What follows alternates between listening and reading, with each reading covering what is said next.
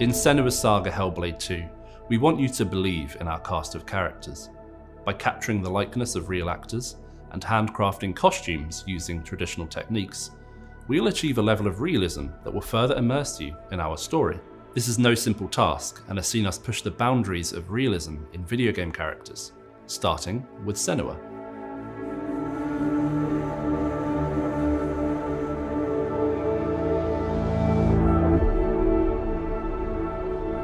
My name is Dan Crossland and I am the character art director here at Ninja Theory. A character like Senua is comprised of many components, such as anatomy scans, facial scans and rigs, physical costume creation, hair and makeup creation. Most elements are created physically so that it gives us a good blueprint and ground truth model that we can digitize later. Much like film and TV, we're now creating real-life costumes that are scanned into the game. These are crafted with expert costume designers, using traditional materials and techniques accurate to the time period, to achieve a level of realism and detail that simply wouldn't be possible using purely digital techniques.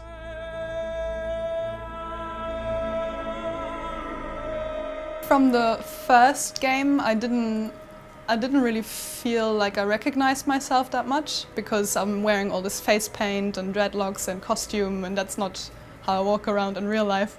And also because the costume was modeled, it wasn't physically made, so I never actually got to wear it. Whereas this time around for Saga, we're actually physically making the costume, doing the hair, doing the makeup, so I'm getting way more attached to the character and I can walk around in the costume, and like it's really, really cool.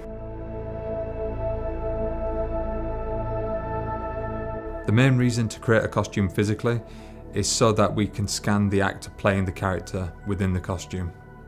We want the costume to fit the body correctly and have the weighting and compression in the right places. And we want to feel the density of those fabrics and how they fold and interact when in movement. We wanted the clothing for Senua to be functional and support her journey. As a player, you want to get behind her trials and key moments to believe in her struggle.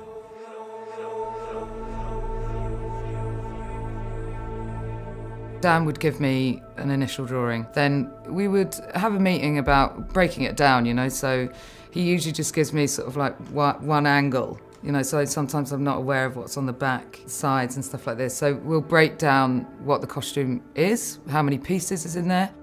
Then I'll go away and I make a toile, so that's just like a mock version, a starting point basically. Then we'll do one fitting. Things come to life when we start using the materials that he's after. Then from there, I'll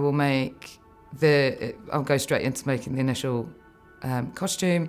We have one last fitting, and then from there, it's like breakdown mode. So this is the most exciting bit before we go to scan.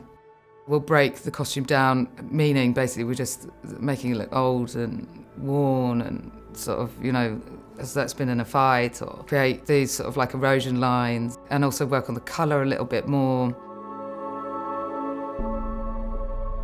In my studios, there are a lot of other artists, so to take the opportunity to work with other designers is sort of a given, really.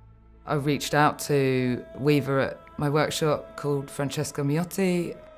She created the most beautiful woven. She was using hemp, jute and nettle. It's on the side panels of Mel's outfit, and it is just stunning. It's so beautiful to work with as well. When creating Senua's hair for Hellblade 2, we did various shoots where we tried to use Mel's hair, but in the end we had to matte it up, and we chose to add on an air weave, which we added ash and pigment to. We're using all sorts of like putty and paste and maybe some dirt as well, so charcoals, to create texture. And then from that, we sort of get a little bit closer to the next session of creating the hair. In Hellblade Senua's Sacrifice, we partnered with our friends at 3 Lateral to bring Senua to life. It was natural then that we would rekindle this partnership to explore just how far we could push Senua's believability once again.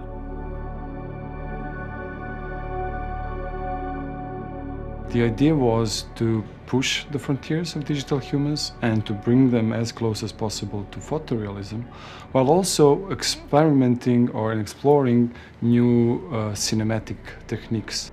The closer we reach photorealism, the deeper we go into the science of human anatomy, the science of physics, the science of simulation, and even the science of human perception.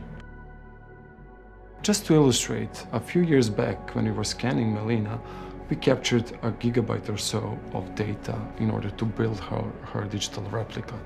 Nowadays, we are capturing terabytes of data per every minute we're recording Melina within the scanning facility. When we look to create a digital double character, we need two things: great data and amazing runtime systems to recreate the performance from the stage. The way we go about this is to use 4D scanning. You can think about 4D scanning as an extension of 3D scanning. 3D scanning involves taking a large number of photos of an actor, all taken simultaneously from a variety of angles. Using this data, we can reconstruct a very accurate 3D model of the actor, using a process called photogrammetry. Capturing 4D data involves the same process, but instead of photos, we use video.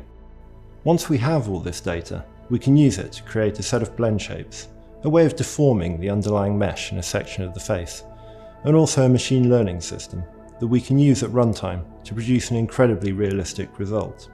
We use 3Lateral for this work because they're world leaders in creating real-time digital doubles, and we have a fantastic, long-standing relationship with them. Our focus on crafting believability, as you've seen with Senua, will be extended to our principal cast in Senua's Saga Hellblade 2. Doing so takes a lot of hard work, problem solving and time, but the reward is the connection that we hope you will build with our characters. We're trying to immerse the player in Senua's world, and part of that is trying to create all aspects of the game so that they are believable. Making them in real life takes a lot more effort for sure, but it hopefully makes everything more real for the player. To me, Senua's story in many ways is relatable to us now more than ever. She's a complex character with many layers, and for me, being able to work on a character like Senua is both a challenge but greatly rewarding, especially when you see how the entire team brings her story to life.